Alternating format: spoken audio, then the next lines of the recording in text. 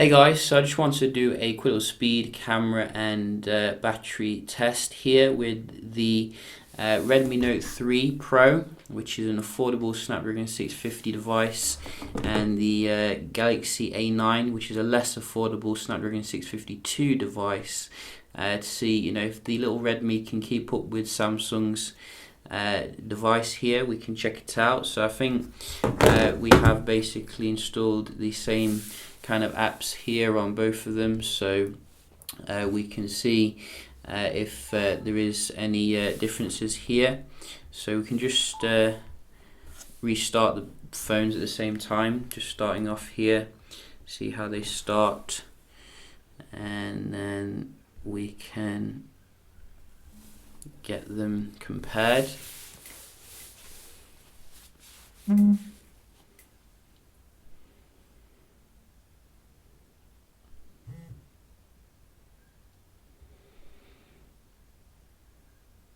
And both of them are on Android Lollipop.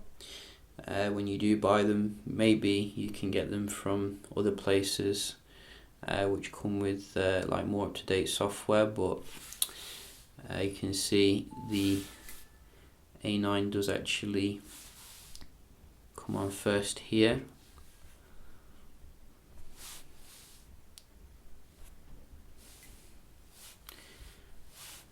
And then we do have the Redmi. So everything should be closed down on both of them, and we can have a look here how they compare day to day.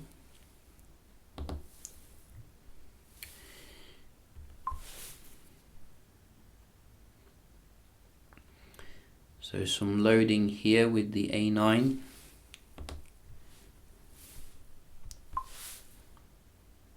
Whoa, that was confusing. Let's just get rid of that again. Go. Redmi again. Oh, that was the A9 this time, which is interesting. A9 again.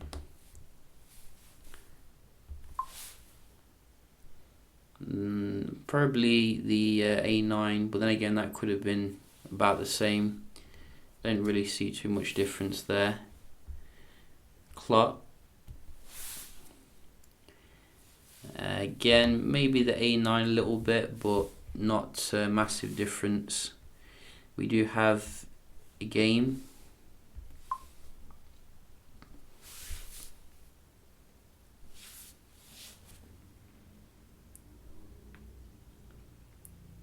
Oh,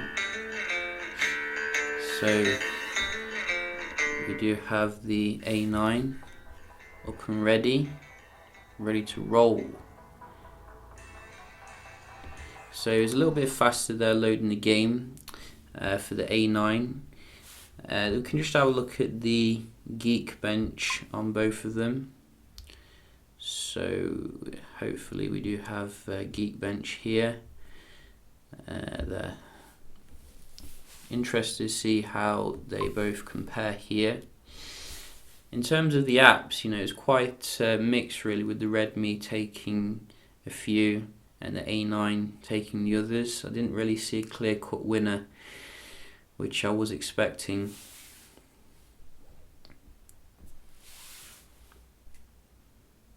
Technically, the A9 should be running the slightly better processor.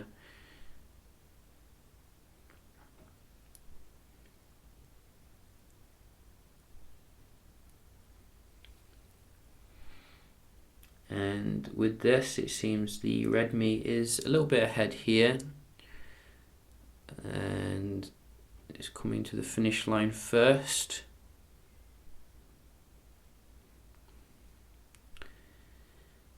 And you can see we're getting very decent scores here with the Redmi, but the A9 does take it to another level when it comes to multi-core, but the single core seems to be better on the Redmi, which is very interesting. I wouldn't expect that, to be honest.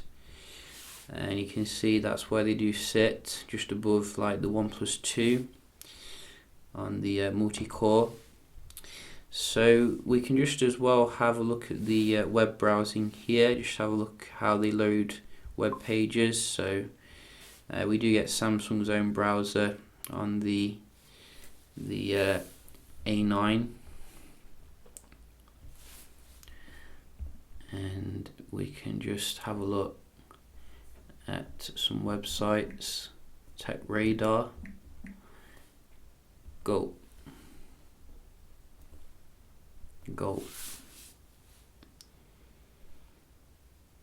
So this is the Redmi. You see, the Redmi Note 3 is so much better when it comes to the software compared to the Mi 5, which, you know, if I tried this with the Mi 5, I'd be waiting all day. And it's really weird because the Mi 5 is supposed to be, you know, flagship pro and everything. You can see it's beating the A9 here, loading the content. Kotaku.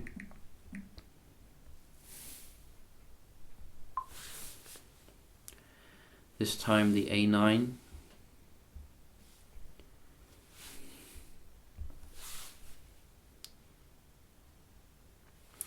Redmi, loading the page there.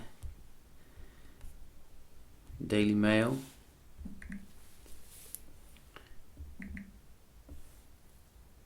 Go. A9 this time. So after a strong start, the A9 is finally woken up. So you can see here, if we scroll down to the bottom, it seems that the content loads about the same on both of them.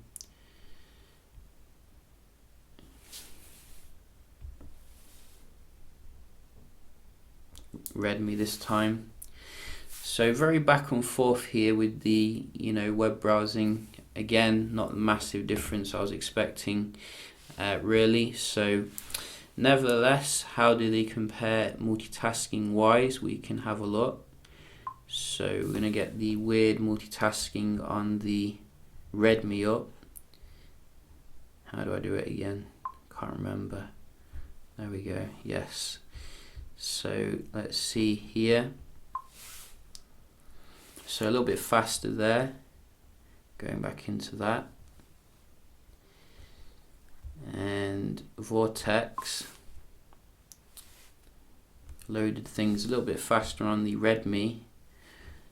This one is a very difficult one, not clear cut at all. A9 this time. Watch the next one be a Redmi. No, A9 again.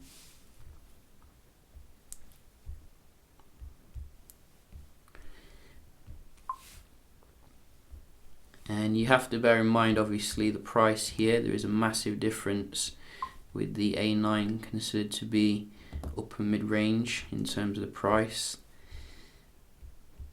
and the Redmi about €200. But you can see, I think the A9 is coming up with these a little bit faster generally. That could be because it's got a little bit more RAM. If you get the, you know, the Prime version of the Redmi, you could have a bit better performance. But generally, you can see here the A9 is kind of dominant there. Now, for those of you interested in the camera side of things, we can just get these up here and have a look. So we did do some outdoor shots with the A9, which feels like you're holding a widescreen telly, like when you're doing the shots, which is awesome in terms of looking at the results straight away. You don't even have to go to the computer. So I'd say that the camera experience on the Redmi Note 3 is passable, but to me it's a little bit disappointing because you can get much better at the price level of what the Redmi's offer, like charging. Like if you to get like like a phone from last year, you could get a better camera experience compared to the Redmi, but nevertheless, you can see here the actual colors, etc. Very nice. It gets the job done, but you're not going to have like a massive positive experience, I don't think, with the camera on the Redmi compared to the A9, which has, I think, optical image stabilization, someone said, which really helps with the clarity, etc. in the low light. Low light is an area where entry-level phones haven't really progressed too much, to be honest, compared to the other top-end handsets, which you definitely could work on, I think, to minimize the grain. In terms of the video recording, it again is very passable, but I probably prefer the A9 again because it's a little bit more high quality.